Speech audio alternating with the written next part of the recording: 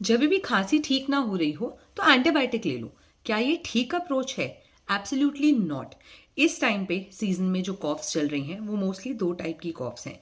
First is post viral cough. Recent weeks में बहुत सारे टाइप के वायरल इन्फेक्शंस, इन्फ्लुएंजा हुआ था, जिसके बाद पोस्ट वायरल कॉफ कुछ हफ्तों तक रह जाती है। सेकेंड टाइप की कॉफ इस टाइम है एलर्जी के वजह से, जो कि पोल्यूशन, हाई लेवल्स और हाई AQI लेवल्स की वजह से है। तो अगर आपकी खांसी प्रोलॉन्ग चलती ही जा रही है तो एंटीबायोटिक का ऐसे दोनों टाइप के कॉफ में कोई रोल नहीं होता है।